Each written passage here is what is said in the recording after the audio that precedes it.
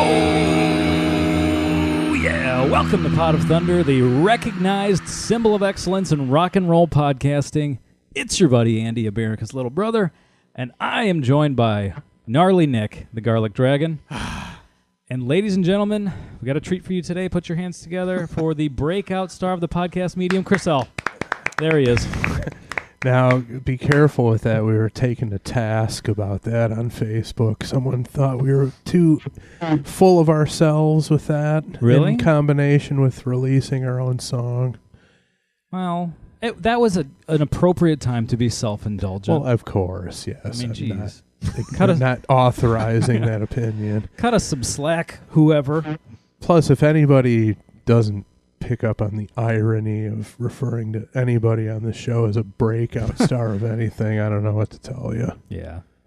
Well, hey. Just went right over their head. That's all right. It's fine. I just wanted to point that out. Yeah. Well, we're back. Season 2 begins now. Fresh sounding theme song there. Hot new intro. Look at that. Who's the vocalist? Michael Cavaccini. Yeah, I knew that. Of course. Who else would it be? Who else would it Was be? that part of his deal selling us back the show that he'd appear on the new theme song? Yep. I like it. We got a licensing deal with him. We have to pay him now. It's a bad deal. He's a pretty good front man on that one. He is. I'd authorize that for sure. I tried to do it. I was like, you know what? I've tried like 5 or 6 takes of this, maybe more, 10 takes. None of them were as good as his. Like, why am I even bothering? We already got it. One take Cavaccini is what they call him. He captured lightning in a bottle. That's what the lady in his life calls him, too. I think he just knocked that out. Like, he was at work, and he probably just closed the door in his office. Oh, yeah. Just yelled it. Or went in the bathroom or something. And he yells other things when he goes into the bathroom. Work, but... maybe we'll release those as a blooper reel one of these days. We do have access to that. Yeah, that's true. Those recordings. That's true. All right, so what did we do? I mean, if we go back a couple weeks, we talked about... What? Can we listen to a Kiss song today?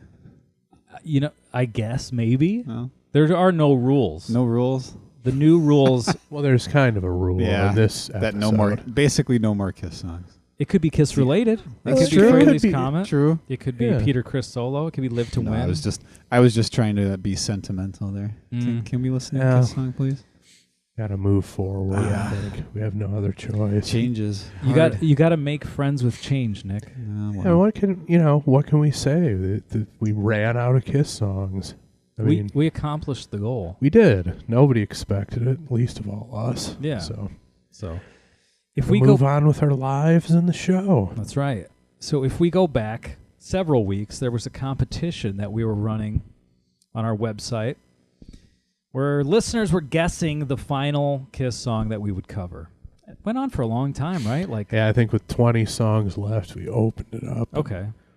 Offered up as a prize the opportunity to be a guest on the show. I don't know how much of a prize that is. It's a chore, but booby prize for sure. It's like, hey, if you win, you get to clean my bathroom. Yeah. It's a white elephant prize.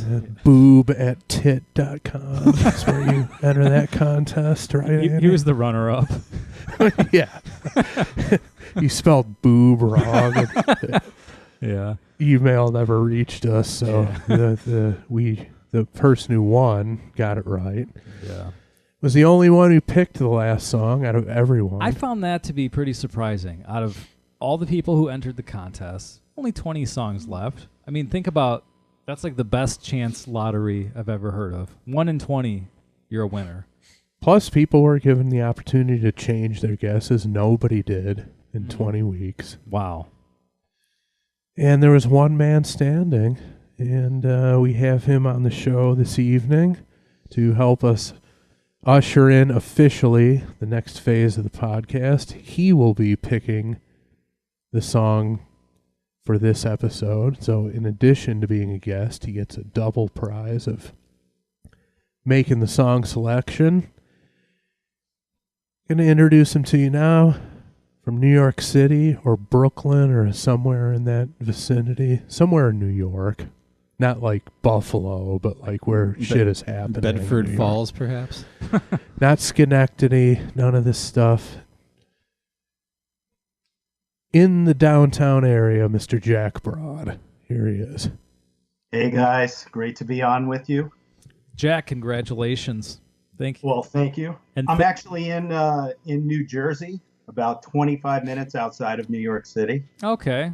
You're similar to us. You're in the next state over, but you're in the suburbs. That's us with Chicago. Yeah, okay. Yeah, but you creep around the downtown area a lot, playing your gigs and whipping the town into a frenzy with the Atomic Funk Project. Is that correct?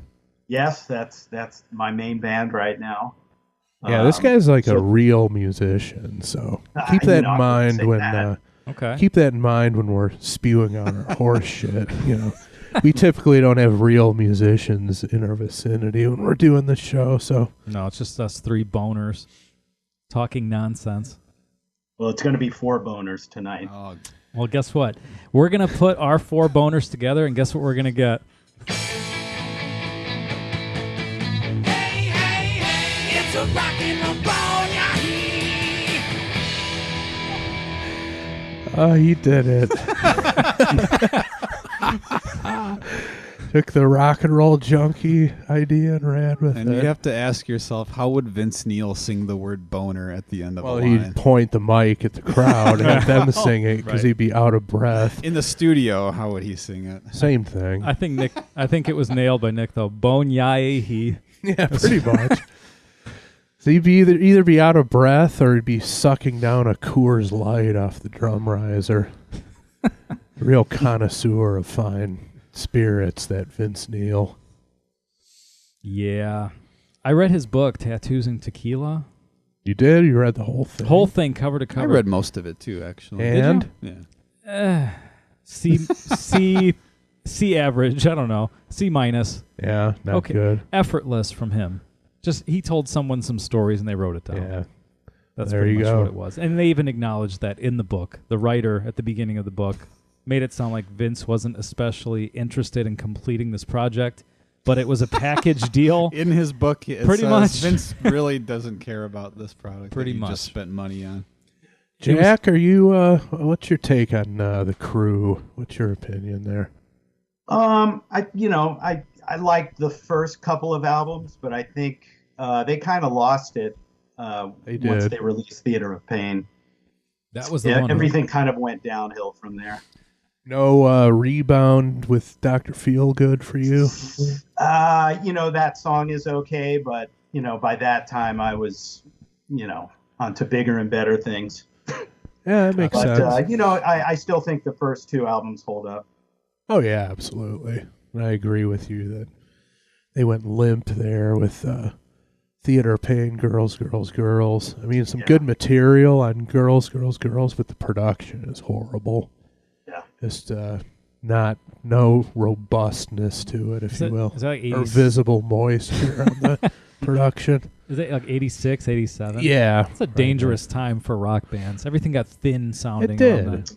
Yeah. It did. And way too much reverb on everything. Yeah. Like that was making it better. I don't know why. But. Okay, so what do we do? I guess, Jack, you have your song ready? Are you going to shoot from the hip? I do. Have you put a lot of time into this? I actually have. Okay. Well, here's what I want to know. Go ahead. I want you to tell us what your thought process was picking the song, but don't tell us the song yet. Should I tell you the band? Sure. Okay. Okay, well, it was pretty clear. The band was going to be the Mighty Van Halen. Ooh. Okay. Of course, the classic David Lee Roth era. Okay. Which is the only real Van Halen. I kind of pegged you for a Gary Sharon guy, Van Halen 3 appreciator. When you loved and lost like Gary Sharon, But, yeah, so it was really tough to come up with one song. There's so many classic hits. I didn't want to do one of the big hits like Panama or Jump. Good man. Because we've heard those hundreds of times. So I asked myself if I had to play one Van Halen song for a person who had never heard Van Halen, the song I came up with was I'm the One. Ooh. from the first album. Wow. This song, Excellent choice. even though it's on the first album, I didn't have, or actually I had a cassette years ago. A real cassette or a dubbed cassette? No, a real cassette. Well, a spent money on legally cassette. Okay. And It was a valid question. Yeah, it is. I know we had a lot of those in the house. That's why I'm asking. That's true. And everybody did. And it seemed like we listened to those less. That's why I asked. This song had a pretty big resurgence for myself, and I'm going to speak for Andy, I think, because it was included on a Zero skateboarding video. It was Toy Machine. Toy Machine. I apologize. It was okay. in our high school phase where we watched skateboarding videos. Yeah. This was one of the songs. Like there, a bunch of punk music, and this was one of them. Well, they had this. They had Hallowed Be Thy Name Hallowed was Be Thy one Name. of them. What was the Black Sabbath song? There was a Black Sabbath Megalomania. song. See, they had all That's kinds true. of that was kind of themed that way, but other I thought videos. maybe they'd have brought out "Keep It Warm" for that. Well, but But this song had it had a bit of a resurgence for Andy and I particularly. definitely. so you're both Because of familiar with it. That's good. Yeah. Absolutely. Great. And I'm thinking, hearing the context, that we might not, we hopefully won't get any 2,000 man-esque bullshit from anybody in the room, but you never know until we get into the analysis. But so far I'm getting the vibe that some positive vibes about the song from these two. Who knows? Maybe Jack's got something up his sleeve. That's true. Maybe he picked a song that he despises, perhaps. I picked the Van Halen song that I hate the most. Yeah, could be it. I can't imagine this would be the Van Halen song anybody hates the most, but I guess we'll find out. Yeah, that's true. So, what year we got here? You guys know? 78. 78. 78. Okay, I'm going to pull this up. Let's see. What track? See, usually we I don't know the track 5 or 6. we have the book. We don't have the book anymore. Yeah, we don't have any. Well, we have the Vince Neil book. That's about it. So when someone picks a selection from Tattoos and Tequila albums, Yeah. Let's see. we'll have some insight. It's right now. It's acting as a shim for Andy's computer desk. Maybe things up. Maybe there's some relevant information in a passage about hanging out with Nicolas Cage in Vegas somewhere in here. Wow, what a riveting story that must be. You know what I really Jesus, didn't. Those two. What really made me uncomfortable with that book was this is when we would commute downtown on the train. So I would read on the train a lot. And I don't know why. Eventually, I think I just took the cover off. But I had the cover, and it's got Vince Neil showing his bare ass on the back of it. 'cause he has a Nobody wants to see that. He has a tattoo on his ass cheek. So I'm sitting there holding it, and I'm like realized after an 45-minute train ride that I'm holding up a picture of this guy's ass for people on the train to look at. Well, one thing I was able to pull up, just a little tidbit here. This was a B-side of the third single released from the album, which was Jamie's Crying. Jeez. A.K.A. Tone Loc's Wild Thing. Right. But yeah, this was a B-side of a single, which I wasn't sure if it was released on any of the singles. But yeah, it was apparently. And it was originally called Show Your Love. I know that. Yeah, that's the kind of the chorus lyric. Now, Jack, how old are you? Are you closer to my I'm age? 41. Okay, so what was your first exposure to Van Halen? Can you recall that? Probably something in that I heard in grade school. I can't even remember the first thing I heard. Maybe Jamie's Crying or Ain't Talking About Love. Mm-hmm. One of those early hits. But it immediately kind of hit me. I realized how unique they were right off the bat. I had really never heard anything like that at the time. And I think that stuff still holds up today. Oh, there's no question. I don't think so anyway. For me, as I've talked about on this podcast a few times before, 1979 was a pretty pivotal year for me in terms of music appreciation. That was the year I started taking guitar lessons, so it'll be 40 years this September. Good that Lord. I've been plinking around in the guitar. But before then, I really just, there was a AM radio station out of Windsor, Canada that we got in Detroit called CKLW. That's what I listened to music on, and they were there. There was a kind of station that would mix genres. They would have like Bad Company followed by Donna Summer. You know, as back in the days where they just played whatever they wanted. Or no offense to our caller, but they call that Jack, I believe, these days, right? Jack Radio. Yeah, but I mean they had human beings. But I mean that's yeah, where it's just it could be different genres back to back. Right, like but that. it was a variety. You know, nothing. It was nothing people curating music for you of stuff they thought was cool, and not bean counters picking stuff that appeals to the widest audience at all times. I mean, they were trying to appeal to a certain demographic, which basically was not the same demographic as your FM album-oriented rock stations, of which there were plenty in Detroit, but I never was really exposed to them until I started showing up at the guitar studio to take lessons, and I started hearing all this awesome music and guys learning these great tunes and stuff, and that was my first exposure to Van Halen. It was right after the second album came out, and heard the intro to Out of Love Again, and it was one of those things like, what the hell is this? What planet is this guy from? And then from there, you go back to the first album, and you get a dose of this stuff, and it was, for me, he was definitely my Hendrix, in that, he just came out of nowhere and just seemingly from another planet and just turned the whole guitar world upside down immediately.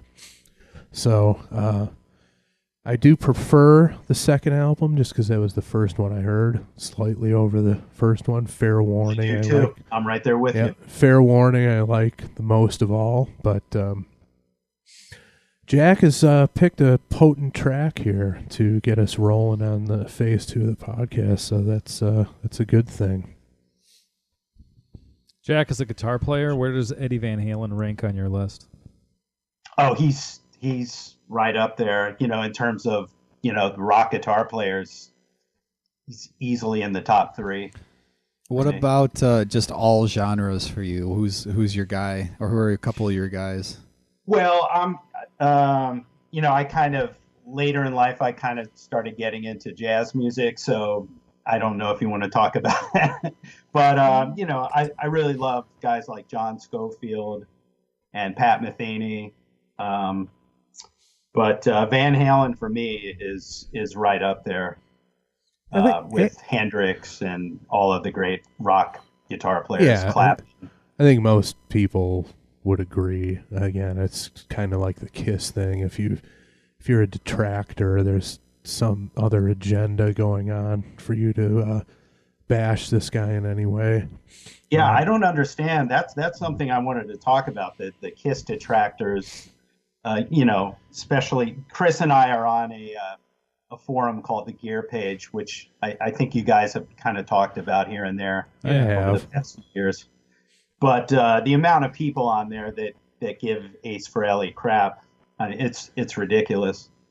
I mean, you have tunes like "Love Her All I Can," "Making Love," "100,000 Years." Those solos are, classic. Perfect rock solos. Yeah, iconic stuff. It's just the shtick, the fact that Gene Simmons is in the band. You could rattle off a list of things that people use to rip on Ace and the band, and it has nothing to do with the music. So, I had a job interview a couple years ago, and during the interview, I was like, whatever. I'm just gonna let it all hang out.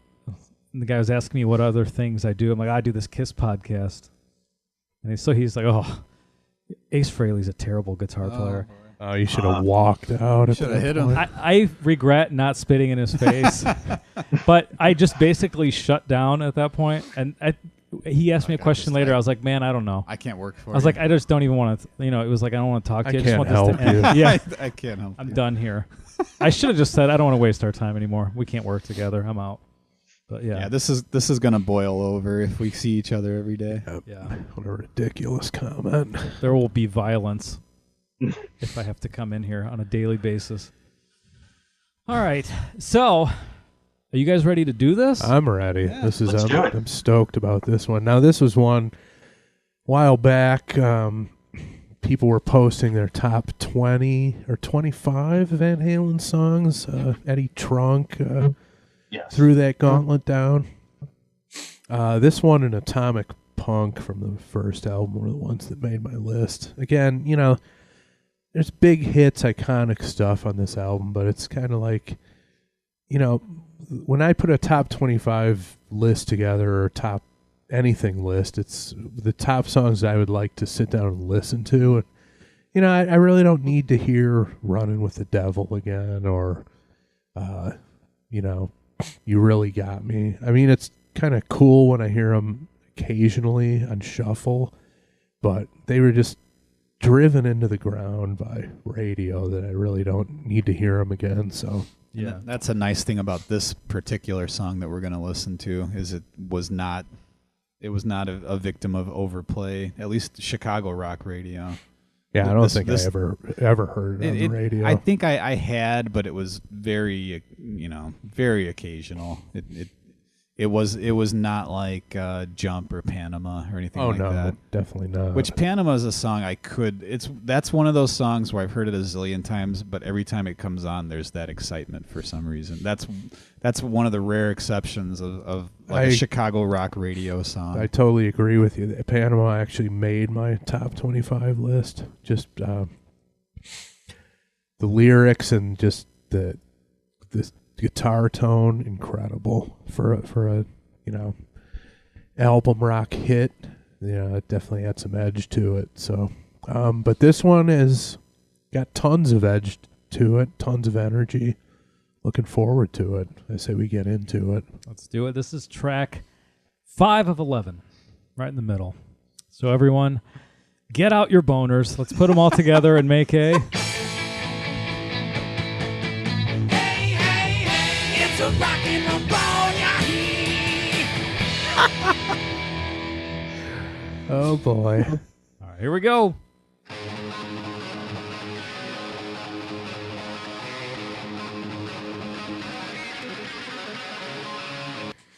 All right, so Jack's not in the room with us. He's, on Skype, so basically you'll just have to roll with wherever we stop it. But, as you know, we're not shy about stopping songs, so you should be having plenty of opportunity to chime in. But, I mean, just before the drums cut in, I mean, just listen to that.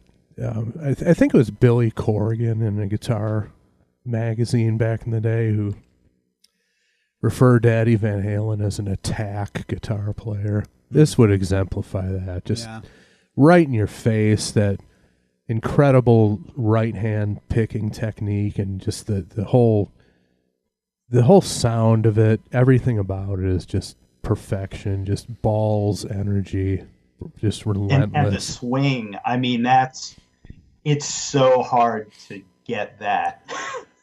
And it's fast too. And it's fast, and it just sounds like a train that's almost about to go off the rails, but never does. It's perfect, perfect tempo. Like it's oh yeah, it's like a machine basically with the right hand.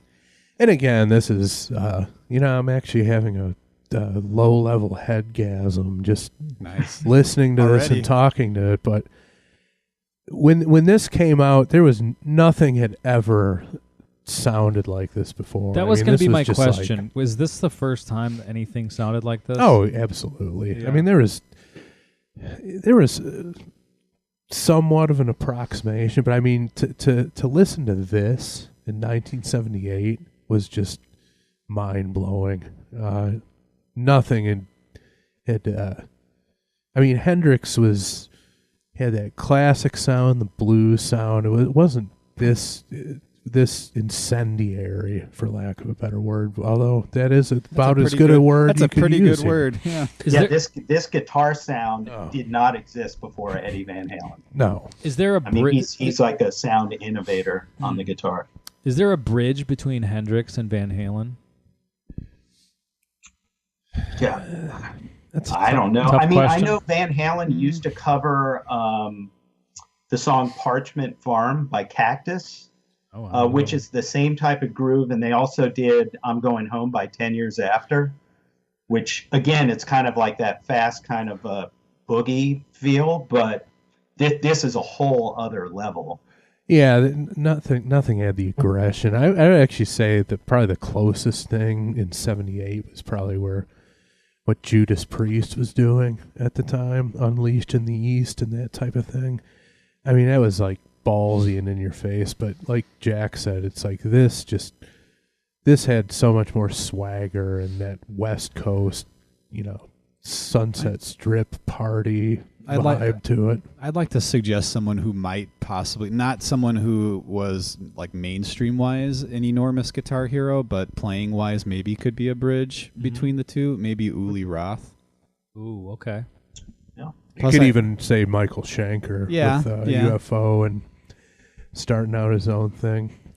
He's often regarded as the European Eddie Van Halen, but again, it's just Wasn't Eddie Van Halen from Europe? yeah. I mean, I think they're Dutch, right? I think so. But it's just nothing had this blend of aggression and swagger and swing and looseness and just pure flash. He had everything going on. There's another sort of thing with the arrangement, but we haven't really gotten that far into it yet, that I wanted to bring up and ask a similar question, but maybe we should listen a little bit more. Let's bring in some of the band members.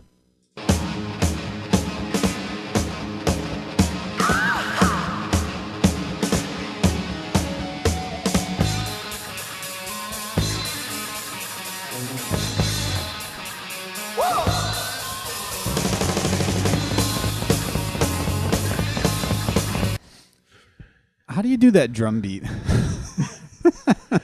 I don't know. How does one do? That's like, it's the Hot for Teacher, I was gonna say this is beat. like and that's always a drum beat that when I hear it, I'm like, I mean, I get how you do it, but how do you do it? Underrated drummer, vastly underrated. The fact that, And again, he had his own sound too. Like nobody's snare drum sounds like Alex Van Halen's snare drum. Jack, we are in sync totally. We did not commiserate on this, but I've said this. What do you mean? For You guys are reading off decades. of scripts? I've said this for Texting each other. No, we're just like-minded Okay. people with the right opinions about things. Now, is the snare drum tuned super high? Is that?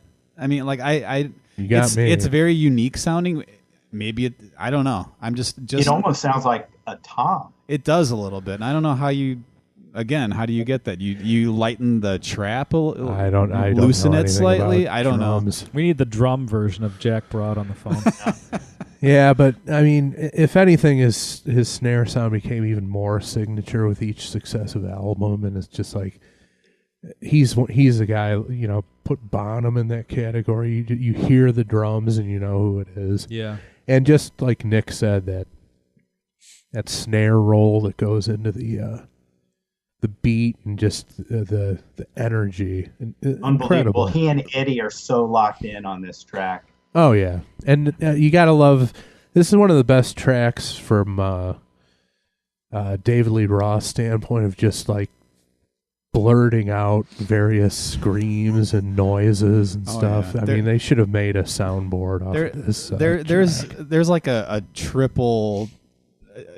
I don't know what you call it, but just a combination toward the end that I can't wait to get they're to. sprinkled throughout. It's really good. There's one that it just sounds like it. I don't know how long it might have taken him to catch his breath after actually pulling off what he does a little bit later in the song. Yeah. Now, and the other odd thing about the production is that the guitar is panned, hard left or hard right? The rhythm guitar is panned hard to one of the sides, so it's kind of a little bit of an unusual production, not typically what we're used to. That's why it can sound kind of distant when it's isolated like that. But just incredible stuff. The energy is off the chart here.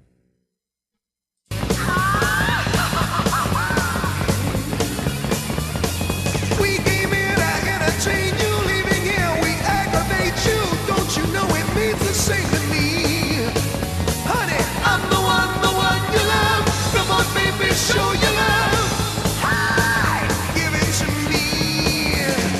Now, this is their debut album. Yes, it is. And we used to be a Kiss podcast, and the Kiss's debut album, having a lot of great material, but tempo-wise, always felt like it was just a little too slow, like it dragged a little bit. Now, we don't have that issue here, obviously. I mean, I don't think this song could be played much faster than this. Like they really like this album is like the band is fully realized, like as far as their sound goes. Absolutely. Now, as far as other debut albums that are like that, I can't think of too many, or really any off the top of my head. Stone Temple Pilots, maybe.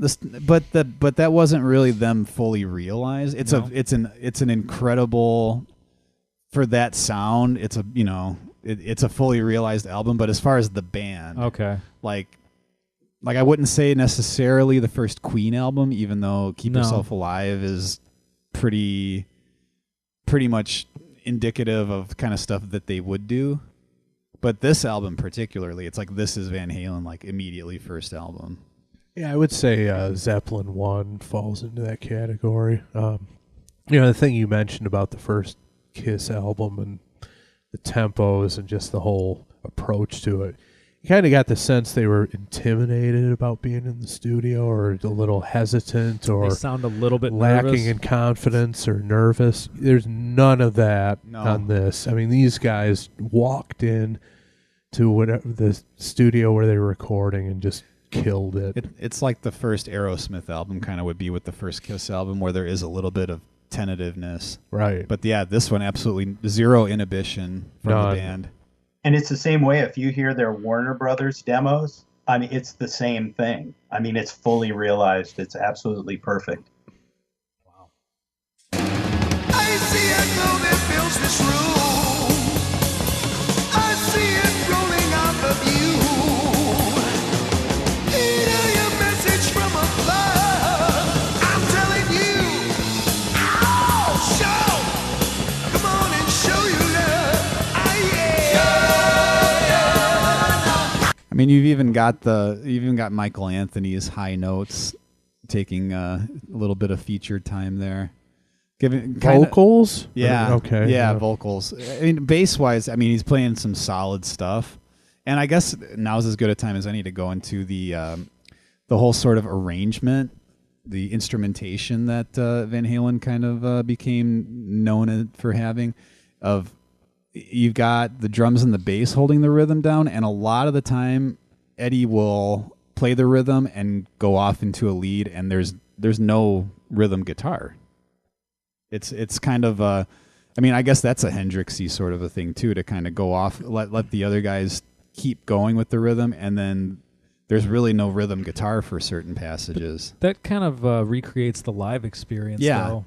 Yeah, and that's a big, like, Randy Rhoads at the end of each vocal line, a lot of songs he would throw in something cool like that. But I guess that would be a bit of a Hendrix parallel. The funny thing that I was sorry guys. Oh no, go ahead. The funny thing I was reading, I don't know if you've read the book Van Halen Rising by Greg Renoff. I have not. Chris, either. have you? Oh wait, Chris hasn't read a book since middle school. I have not. I would definitely recommend that one. It's fantastic. Nobody reads. They were talking about the demos that they did with Gene Simmons, and Gene Simmons wanted Eddie to lay down rhythm tracks under his solos. He didn't even know what to do. He had no idea how to do that because he wasn't used to doing that. And I wonder if some of the leads that he would play wouldn't even really match up with the rhythms. Potentially, that could. So I guess he definitely had a hard time with that. That's interesting, but it also makes for, I don't know, like we said, it's sort of a live experience thing. Obviously, if it's just one guitar player in your band, nobody's playing the rhythm tracks when you're playing leads. And there's nothing it? wrong with it, but it's just it's part of their sound. It's a Van Halen thing. And not to always talk about how everything old was great and everything new sucks, but I don't think that if you produced an album, a major label album like this now, which you wouldn't do anyway, it wouldn't sound like this. Like it sounds live, and it doesn't sound overly perfect, even though the band is Even like though a perfect. It is it's- perfect too. right? yeah. But I mean, it's not like where everything's totally maxed out. Like you hear the bass in there Well, on its own. Yeah, it doesn't sound like a jet engine right in front Right. of your face, where there's no sound, and all of a sudden there's every sound. Yeah, you can hear everything individually. Yeah, no, it's you're right. Bands don't record like this. Producers don't allow space in the music really anymore. And then Everything's quantized now yeah, and it's just on the grid. Yeah, it's a fact, and you probably you won't hear an album recorded and performed this way ever again in a rock context, which is a shame. But now we're sounding like old geezers. I know. I hate to do that, but sometimes it just stands out more than other times. Well, I mean, this is as prime an example as you can get. I mean, this is classic lightning in a bottle stuff. I mean, that's the other thing about albums recorded like this is you get the sense that they captured a moment in time when this was actually spontaneously happening versus some overanalyzed, overproduced thing. I did hear that this guitar track it's a single take. Oh, that's there ridiculous. are no overdubs at all. Yeah, that's amazing. If I had to play, obviously I couldn't even play this, but like if you told me to play a more basic version of the song, there'd be like 6 takes, like 6 chunks mashed together. There'd be no way at least one take of this. That's crazy. But I was gonna say it's performed perfectly by the band, but because we were saying, like newer production is where everything's perfect, but there's a human element to this, which is where a lot of the style and the feel comes from. It's not robotic. Like Jack said, everything's quantized and on the grid now. This doesn't have that. It has the swing of real people. Really does. Agree. All right, and right now when we press play, we're going to get some awesome David Lee Roth yelling, so prepare yourselves.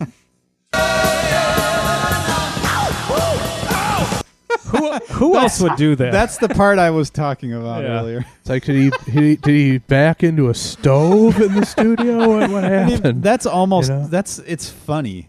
It is. Like that part, it's great, but at the same time, I laugh every time I Yeah. hear that because he's like forcing. It's almost like a cartoon. Like if His whole shtick was cartoon. it's like Tom and Jerry. it's or like something. it's like if Tom and Jerry someone got a nail in their foot or Right. something, they would make those sounds. But it fits and it's great. It just sounds so frantic and like I got to get this in there because the band's playing so fast. And that's another thing where you'd think that in the hands of the wrong producer, they'd be like, "What are you doing? None of that is staying in. I'm cutting all that out." And isn't it true that he would record the basic vocals and then he would go into a separate studio while the band would work on other stuff and say all the maybe not, this song might not be a great example, but like he would say, ease the seat back and all that kind of little strange interlude stuff during the middle of songs. That's cool. I don't know if that's true, but that's what I'd heard that he. So would, it wasn't like written no, necessarily. yeah, written that he would way? just. I'd heard that he'd go into a studio. Maybe Jack, having read the book on them, he can confirm or tell me I'm wrong. I had never heard that. No? But, I mean, I wouldn't put it past him. Because I'd heard that he would go in there for extended periods of time, just with an engineer in a separate like vocal booth, kind of a small studio, and just say whatever ridiculous things he would. You get some leg tonight for sure. Yeah, Stuff like that. Yeah, that wouldn't surprise me at all that most of that stuff is improvised. Obviously, this stuff is like he wouldn't. What he's laying down here with the scat singing and all the other noise effects that he ends up doing throughout the song, it's not like he repeated them on subsequent takes. It's like, Right. This is the take you got. This is a take that made the album. No other take ever sounded like this. That's probably right. Show you love, babe. Ah, yeah. Show it.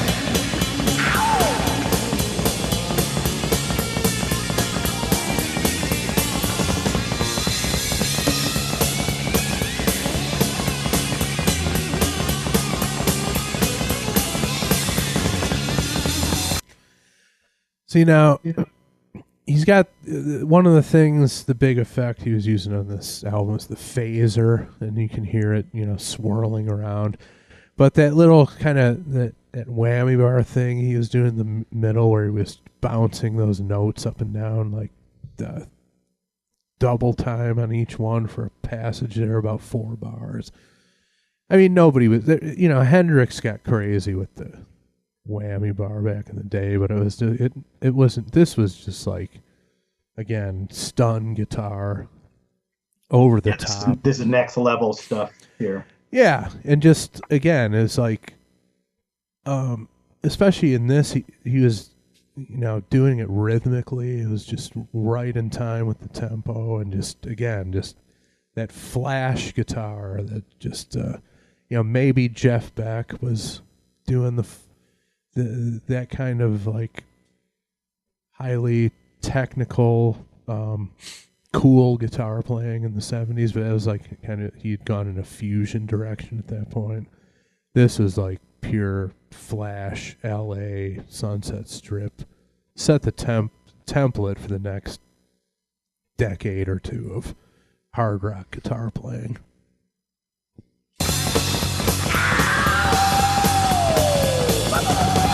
Did you hear the end of that one? Yeah.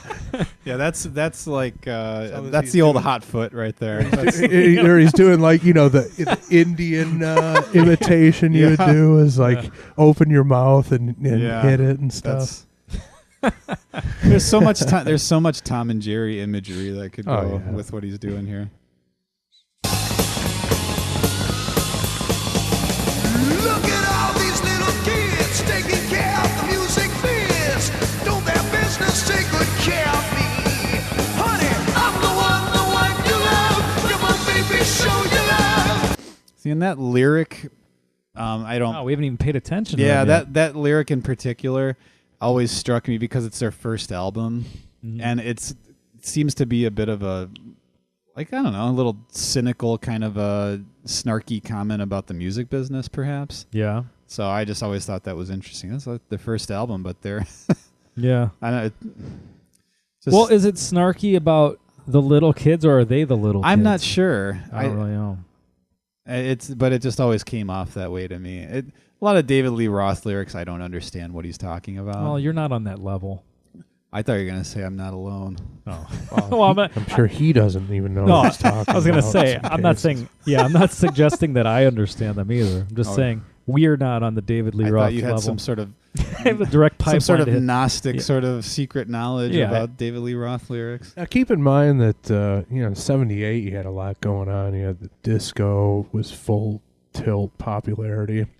And you had the punk movement. He might have been talking about the snotty little punk rockers that, maybe. When Van Halen was recording this, I mean, Sex no one Pistols, could have right? predicted that this kind of rock was going to rise again. No. It was disco and punk, rebelling against this kind of over-the-top rock presentation. And he might have, like you said, cynically been like, well, this is our shot. Who knows what's going to happen here? We might just fade into obscurity, but I'm going to give it my best effort here and take a shot at what's in fashion right now. Give it to me. Who doesn't like to hear the word "give it" or the phrase "give it to me" yelled at you in a rock song? Always good. It's never bad. Yeah. I see it floating fills this room. I see it rolling out with you. Hear your message from above. I'm telling you, show. So really the whole band is on fire here. Like, I'm listening to the bass parts, which is, again, due to the arrangement, it's easy to hear. It's easy to focus on. I mean, and Michael Anthony doesn't usually get really any credit for being a good bass player. No, he's But, almost like Gene in that regard. Everybody just but assumes that he just plays one note and that stuff. It's just, But he's awesome on this. Absolutely. It's just like, I don't know where these criticisms come from, but they're not based in reality. That's the most frustrating thing about them. Yeah. I mean, you listen to Fair Warning album. There's some incredible bass lines on that second album. Actually, pretty much every album from the Roth era. Nothing wrong with that bass playing. He's an awesome singer, too. From. Yeah. I mean, vital part of the band. Oh, absolutely. Not just like, and then there's also Michael Anthony, which I feel like that's probably how a lot of, in that group, that's how people kind of consider him. And that's, that always, there's that moment in, what song is it? It's not Pound Cake, is it? Yeah, I think it's the Pound Cake video where they say you take an average guy in the video, and Sammy Hagar points to Michael Anthony during that part of the video. Yeah. Yeah. I remember hearing Dance the Night Away on the radio and just being drawn in by the vocals to the point where I actually thought that was like a Motown band trying to get with the times, That's how good the vocals were and the vibe of the song. So, and David Lee Roth doesn't get enough credit for vocals either. I mean, he's looked on more as a novelty. Yeah. Well, mainly because there's always been terrible live. I mean, it's not hasn't been maybe, what he hasn't focused on, quote unquote, singing live. It's like when people say, recent tours is like, oh my God, he's terrible. Why can't he do it like he used to do it? He is doing it like he used to do it. He was never that good live. It's just, again, revisionist history and not, looking at it in awe of what you were seeing and not recognizing it. The singing performance was secondary. Yeah, but in a lot of studio recordings, he's no question about it. Yeah. He's absolutely perfect. And if you had a trained singer like a Robert Plant or an Ian Gillan, I don't think it would have worked with this band. No. Again, the combination of personalities again was just a lightning in a bottle thing. I mean, just the inner chemistry and eventually that took its toll. I think Eddie Van Halen started to resent the fact that Roth was a kind of a clown and was sort of detracting from his virtuosity, so to speak, but it's just the foil that they were to each other. It's perfect. Yes.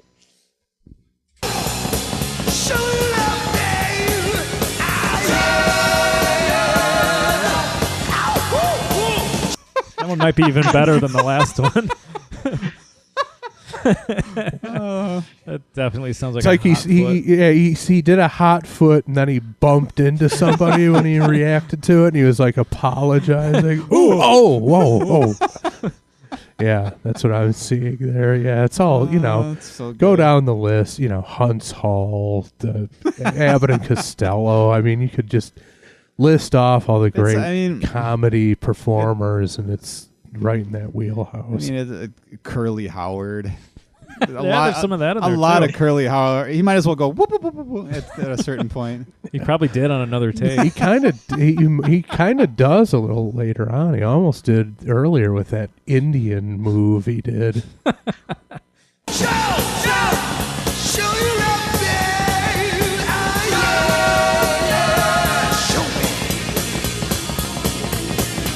That's a nice intro to the guitar solo. Show me. That's another thing, Jack. I think you can agree with me on it. You're a loyal listener to this podcast. It's not enough announcing of the guitar solo these days. Yeah, there should always be some kind of a guitar or something like that. Anything, hot foot, just yell something into the mic to usher in the guitar solo. That's just, it's a great aspect of rock music that's just vanished. Along with the guitar solo itself, when you think about it, but I digress.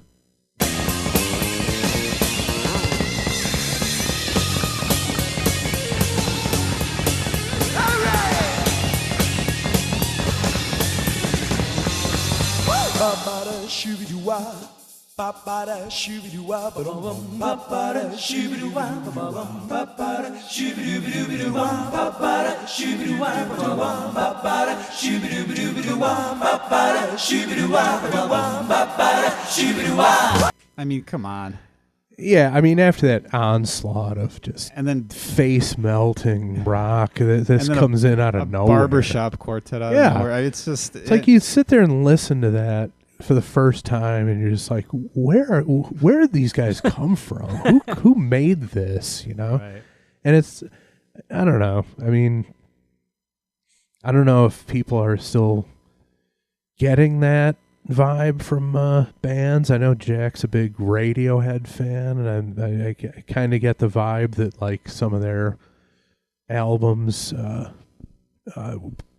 had that impact on listeners. Like it's like, oh my god, I'm listening to a classic right now. But that was definitely the vibe when any early Van Halen is just, it was all good, it was all incredible, and you just sit there slack jawed. It's like, how did they come up with this? And it's funny too that this was that little breakdown wasn't the only time that they would get into that territory. You know, when they did Happy Trails and all that kind of stuff. Yeah, it's Is that all David Lee Roth? that's got to be Yeah, it's His definitely influence. Roth. absolutely because I mean he went on to do You're right. Yeah. Coconut Grove and all or Yeah. not Coconut Grove but I Just a Gigolo and and what was the Easy Street, right? Didn't they do Easy Street? I'm Easy. I'm easy. You know, Oh, he did that on Oh, the Tobacco Road. Yeah. just all that stuff. I mean, he's definitely the ringleader behind all the weird stuff, and wasn't he always the one who would kind of want covers on the albums? Like no problem putting a cover song on there. Yes, that was all his idea. Yeah. which eventually got, Which they had to do to fill up the albums every well, single and year. yeah, and they were. There was back in the day where it was an album world tour in a calendar year. That's not done anymore either. Not even close. And everybody, myself included, points to Diver Down as being way over the line with that. That half of it was covers or quirky shit like Happy Trails, or the Big Bad Bill is Sweet William Now that Oh, they that's did right, with that's the another Van one. Halen's dad on clarinet and stuff. But the non covers on that album are scorching. Oh, it's some of their best.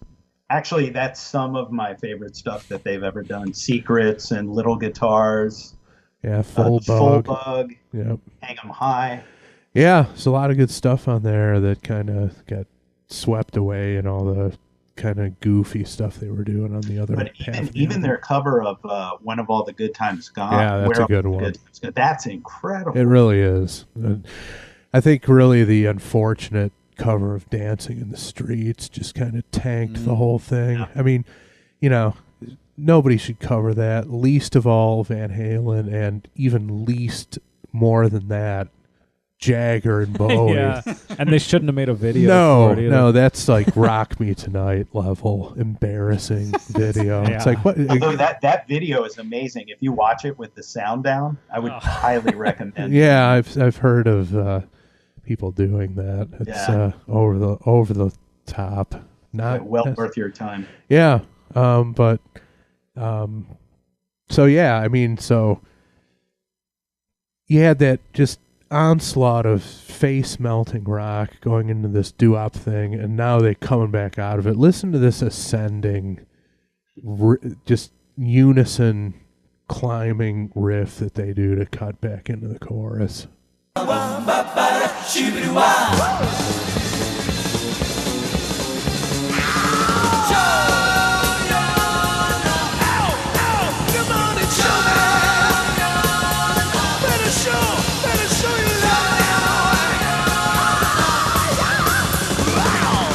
That was almost Curly Howard. Yeah, that right there is like the signature Roth scream right there. Yeah. Full glory. Now, when did that part of his throat stop working? Because wasn't that like early 90s? He couldn't really do it anymore, which is unfortunate. But the fact that The fact that he was able to make that noise consistently on albums. Who else did that? Who else could do that? I don't know. I have a question. Is there a known, like a famous live Van Halen record or show from the Roth era, or not really? Nope. Oh, go ahead, Jack. Well, I mean, they released their only live album with Roth maybe a couple of years ago, right? Yeah, and the vocals are terrible. But it was recorded more recently. It wasn't a vaulted thing or something. I mean, the thing that a lot of people point to is that everybody's convinced that there's a full-length pro shot of that Oakland show from the Fair Warning tour where they pulled a couple performance clips that they used to show on MTV. I think it was So This Is Love, Hear About It Later, and one other one, I think. But Unchained. Yeah, there you go. And people are convinced that because there's pro shot of those 3 songs that the whole show is. I'm sure there is. But it's never come to light. It's never been released. So that's definitely a curiosity in the among old Van Halen fans. Yeah. Well, you'd think with that schedule, we're talking about the every year put something out. That was what bands were doing, where every once in a while, like Kiss, we talked about Kiss for 5 years. They put out a live album once in a while to kind of give themselves a break in a lot of ways. That's true. That's a good point. And you'd think Van Halen would have done it, and if Roth was not great, they could have touched it up. That's interesting that they never did do that. They never did that. They didn't make any videos until the 1984 album, really. Official videos. There's some stuff that's come out recently, but that they recorded back then that's surfaced, but they weren't fixtures on MTV. In fact, you want to talk about how times have changed. Their Pretty Woman video was banned from MTV because the guy at the end was a transvestite. It's like now with, LB, Q, RS, FU, whatever the initials are. You ban a transvestite from anything, you're the ones get banned next. And they wouldn't show it because the guy pulled off his woman's wig and it was a dude. Well, and then you had a few years later, you had Dude Looks Like a Lady on constantly on MTV. Yeah, so when I was very 7, strange. Wanted to mime that at the talent show at school. Yeah, was told that the do me part in the middle was not allowed. Might not go over too well. Or among anything else in that song, or too. turning your side to the audience and cupping your own breast. That might have been a controversial move. Who told you the do me thing? That was our older brother. Oh, he's because I'm like maybe I could do this song at the talent show, just mime it, and play my little plastic guitar or something. So it didn't get to the point of it no. being He said rejected. He said you can't do that. So Cherokee by Europe won out. Okay. Oh my God. Is there video of that? There's video of that. I'd rather see that than the 81 Van Halen show, I'll tell you. All right. There is video of that? Yeah, there's the full. We need to get it. It's not. I wouldn't call it a performance because unfortunately you couldn't hear. I was actually trying to sing into. I was in 2nd grade. Yeah. Trying to sing into the microphone, couldn't hear me, and nervous as could be standing there. Nick was a showman, though. Their crowd roars a couple times. Oh, I don't doubt that. Women wooing. You can't hear anything. Well, high-pitched wooing. When you just, you're attempting Joey Tempest. I mean, come on. How does that not work a crowd into the frenzy? Cherokee. Who the hell were those guys thinking they were singing Cherokee? Get out of here. Fucking clowns. All right, we got to find that and post it. Yeah. Oh, goodness. Do you have it, or is that Mom and Dad's house? Or do you have it? I might actually have it. You got to bring it over. I've got a To VCR. make You that can have happen. But now we've got the big rock finish coming here to put a bow on this one.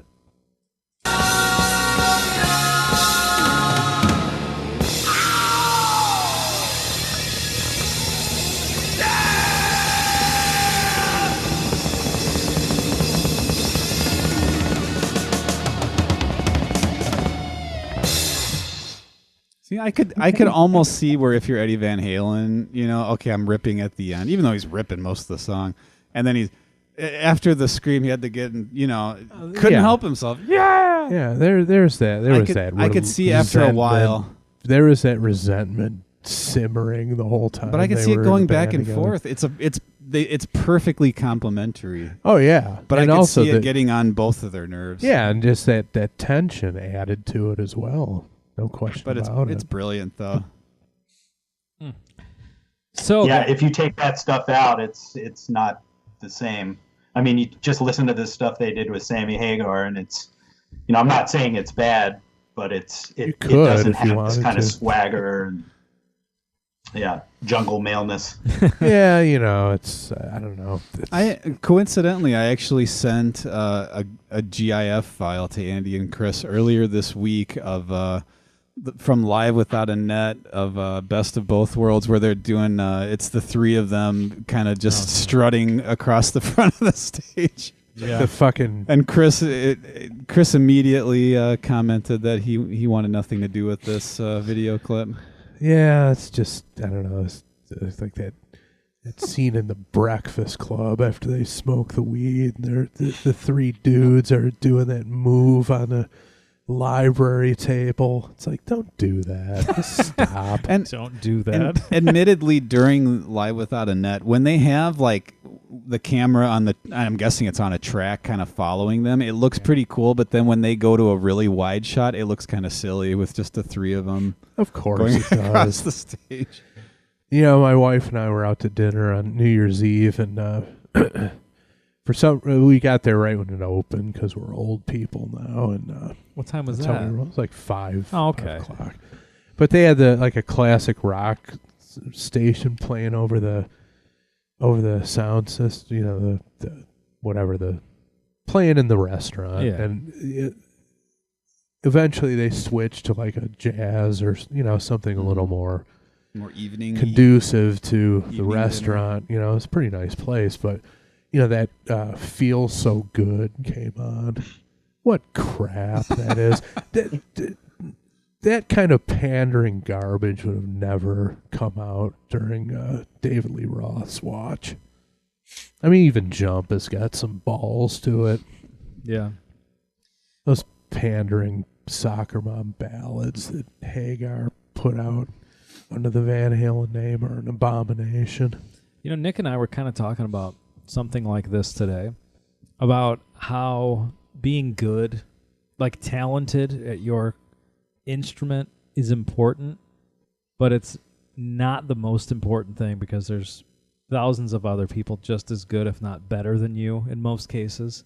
So like Sammy coming in, having a great voice, of course he has a great voice, but a lot of the appeal of the Van Halen vocalist is David Lee Roth being David Lee Roth. Yeah. It's not like, technically speaking, he hits these notes with a more powerful voice and it's more of a pure sound.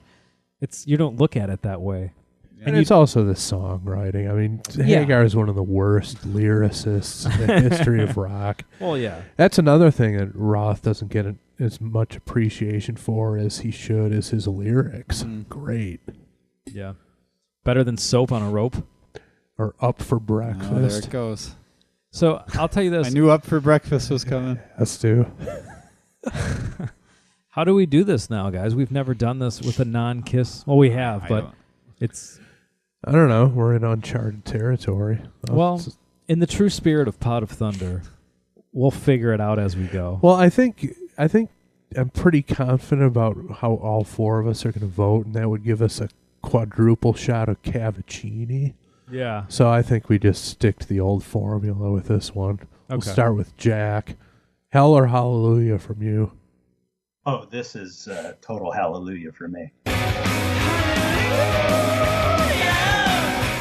He almost sounds like he backed into a stove right there. He's got a little bit of that quality to it. And during the intro theme music, I mean, that's zero inhibition right there. I mean, it's he sounds like he has gigantic balls. Like physically, a man with massive testicles. Michael Cavaccini. I've seen him on a cruise ship. Let's just put it this way: he had to wear capris to keep those balls concealed on the ship. And it still wasn't working. Oh you saw a little like underball down by the cuff. That's what we're talking about with Catholic. Do you have to cover underball legally, or can you? Is it just in poor taste in some? I think it's probably the same as underboob. It's like it's technically not illegal, but but it's there's kids around. It's going to turn some heads. So. Yeah. So Jack, you got your vote in. Any closing comments about what brought you to your vote, other than the obvious? I mean, what else can you say about this one? I mean, it's absolutely perfect. I mean, the vibe of this tune, Eddie's rhythm playing and the swing and his soloing, and I mean, it's just all of those elements that we've been discussing are, just came together to create Lightning in a Bottle. It's absolutely perfect, and one of my top 5 favorite Van Halen songs. All right. I think this would have to be on a list. Like, I didn't do the Van Halen song list, but this would have to be, especially if you've got like 20 to choose from. You'd be surprised. I would would be crazy if this isn't in your top 20. Yeah, I would agree. This is a deep cut off this album. I'll vote next. Give me a Hallelujah for sure.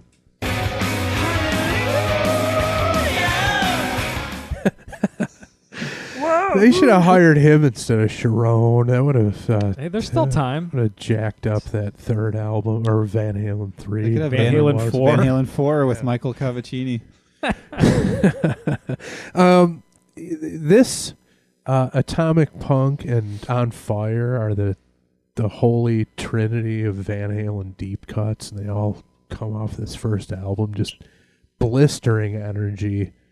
Again, these guys walked into the major label recording studio like they friggin' owned the place and just nailed it, versus, like we brought up earlier, some of the tentativeness and being maybe a little intimidated by the hugeness of it all. Like it sounds like Kiss was in their early studio efforts.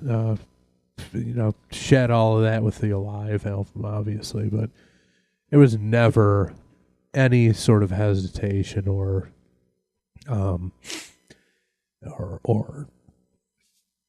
not even 99% energy or effort. It was full tilt all the time. They just nailed everything they did with Roth and the band, in my opinion, except, for a couple things on Diver Down, which were just like goofy for goofy's sake, which, be expected from Roth, I guess, eventually, but just incredible moment in time, lightning and bottle captured. Amazing stuff. Nick? Yeah, Hallelujah, of course. Yeah,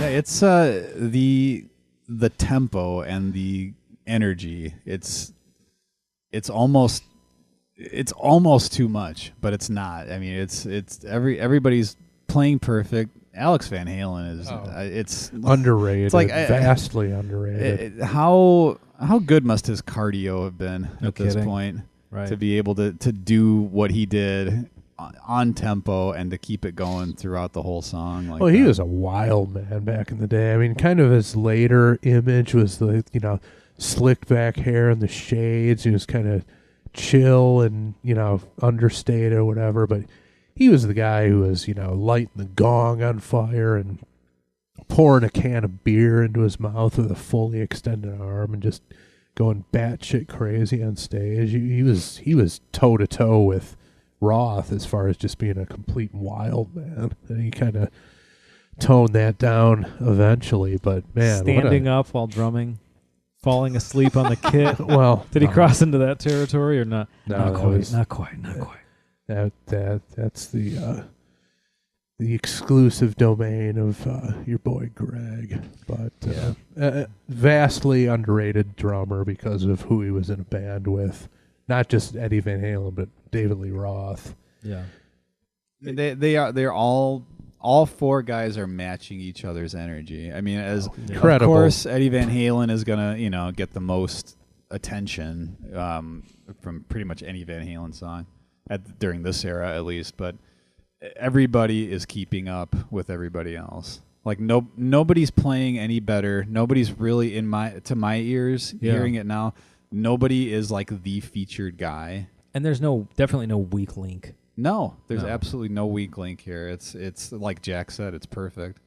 It's not like, oh, there's these two guys and then these two guys who are their friends who are okay, or three guys who are great and then the bass player who's okay. Not the case in this band. It's an all-star band. Yeah, basically. No question about it. And again, it's like the rhythm section just gets underrated or doesn't get their due. But I think this could be the best showcase of the four of them just going balls out together and just killing it. Well, my last vote, or I'm the last to vote, and I'm also going to give it a hallelujah. Now, I've got 5 Van Halen songs on my iTunes. Okay. This is one. Good one.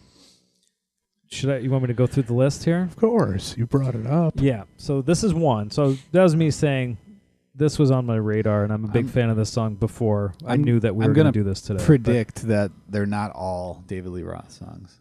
4 David Lee Roth Okay. songs, 1 Sammy song. I had 2 Sammy songs on my top 10 list or top 25 list. All right. So I've got this song, got Panama, Hot for Teacher, Yeah.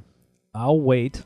Oh, okay. That's a good one. That's a great lyrics and a great vocal from Roth on that one. Absolutely. And then from 5150, which one is it? Dreams. Yes, of course, it's Yeah. Dreams. That's more on there. Some tanning salon. It is. I was going to say Summer Nights, but no. That was mine. That was one of mine. Mine would be the title track 5150. That song is absolutely incredible. Yeah, he's right about that. That's another unappreciated gem that they killed it on. For me, the 2 Sammy songs that made my top 25 list and were Summer Nights, which is just the vibe of that song is just you listen to it and suddenly it's summertime. It's incredible how they pulled that off and just captured that whole vibe with the music. It's amazing how they did that. And then the other one is Run Around for the Fuck album. I was just going to say, if I had to pick one Sammy Hagar era, I would go with Run Around. Really? That's a good one. Dreams for me is half good, half... It's like guilty pleasure. Like, it makes me laugh out loud when I listen to it, but I also know it's good, and I know the performances are great, but it's super cheesy. And the video with the blue ants and stuff, it's just, I don't know. There's Unforgettable stuff. Yeah. Something about it's just cheese, but, I could never sing like that. No, but I hear what you're saying. I mean, there's some energy to it, and there's it's not as pandering as like When It's Love or Feel So Good or any of that other crap that they did. Yeah. How do you feel about Right Now? Because I can't get into that. It didn't really do anything for me. I'm not feeling that one Yeah, either. I never did. No. And what's your take on the latest Van Halen, A Different Kind of Truth? Oh, I consider that to be a triumph. I do as well. You want to talk about, again, going back to the energy, and for a long time I was like rejected Wolfgang Van Halen being in the band as just straight nepotism, but he really put a charge into those guys. And again, people bitching about, oh, these are all old songs from way back when. It's like they were doing old songs throughout their whole damn career. Hot for Teacher is an old song that they revamped. And House of Pain goes back to. Oh yes, exactly. I like Blood and Fire a lot. I think great vocal on that one. Yeah, She's the Woman is fucking awesome. Chinatown is incredible. You and Your Blues is probably my favorite one off that album. Yeah, his solo on that is ridiculous. Yeah, just great. A real triumph, in my opinion. So, well, I don't know what we do now because it's not a Stone Cold Kiss classic. We got to come up with a new thing. So it's an SKVHK. I guess, right? But there's going to be a different SK something every week. It's going to be hard to keep track. We might have to come up with a totally new term. We will. Just for that includes everyone. It is an SKVHK though. I think we would agree. Yeah, it's safe to say. I mean, it's yes. But as far as what we're going to label it, Don't know yet. What the name of the Spotify playlist will be, we'll figure that out. This is like Strutter episode where we're doing thumbs up and thumbs down and all this other nonsense that the show wasn't even fully developed at this point. We're kind of back, come full circle with that. It feels good to be here again. Kind of does. We're kind of like Van Halen. We're playing a song that we wrote 5 years ago. Yeah.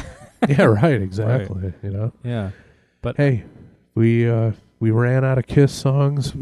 People seem to want us to continue. This is how we're doing it. So the alternative would be us trying to think of something for months and not putting any shows out. So instead of planning out every single thing ahead of time, we'll figure it out as we go. Yeah.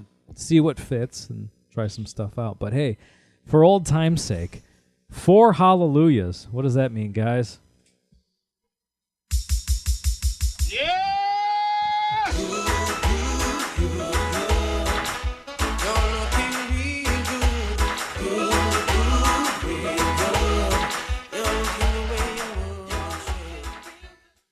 Yeah, I think we can't completely turn our back on our roots, on our past. No. And, another thing that people were suggesting is that we should somehow draw some connection, either, 7 stages removed or whatever from Kiss. Well, the Kiss connection here is obvious. Yeah. Gene Simmons demos, rumors that he invited Eddie Van Halen to join the band, rumors that Eddie Van Halen is the guy who played on Christine 16. Go down the list. So there's your connection.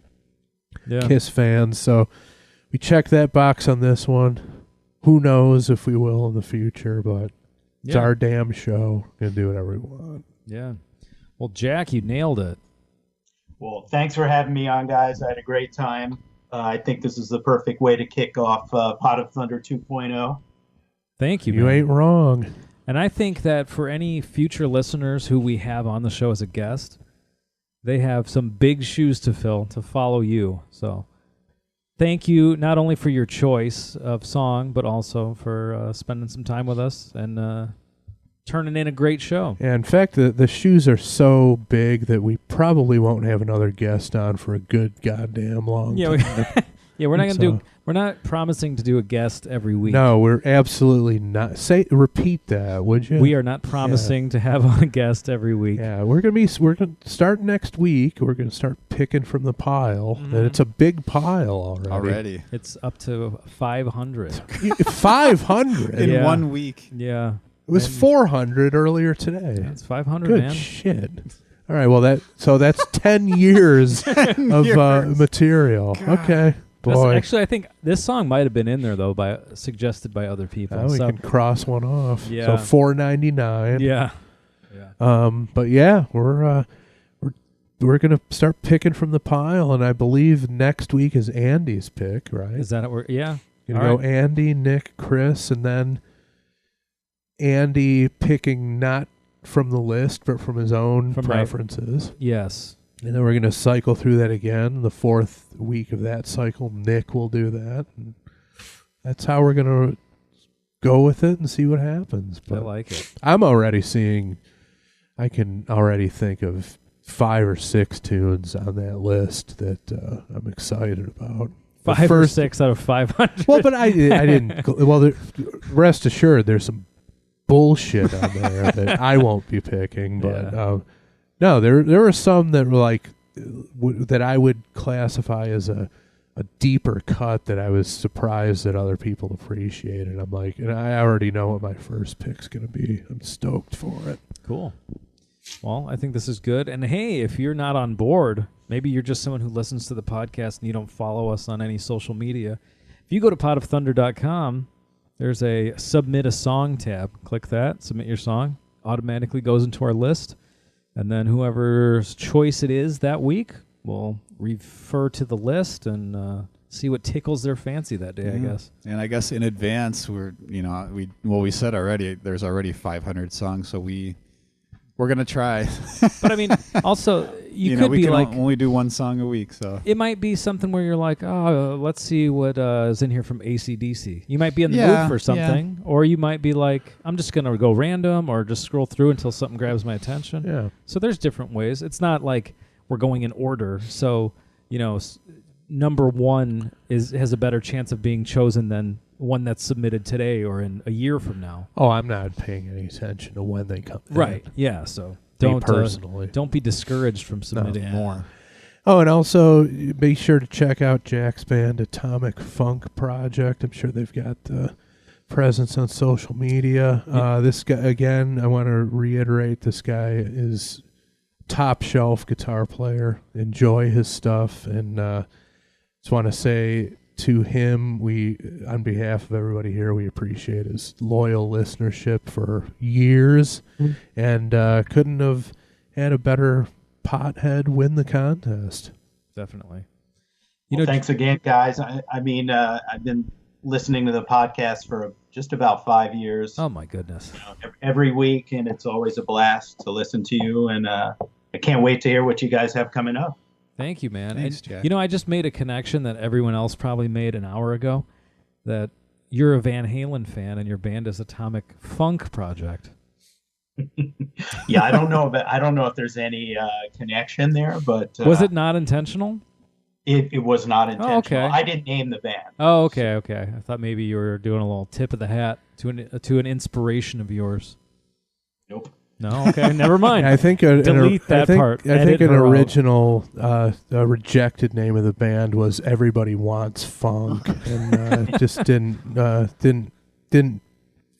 go over with the focus group like Atomic Funk Project did. So, but yeah, go check out his band if you want to hear some kick-ass guitar playing and some real sophisticated, high-level music that's danceable and party stuff. It's the perfect mix. Go consume it. He's also got his solo project, Funk for Breakfast.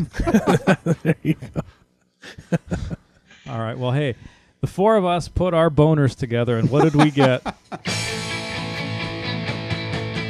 hey, hey, it's a rockin' the ball,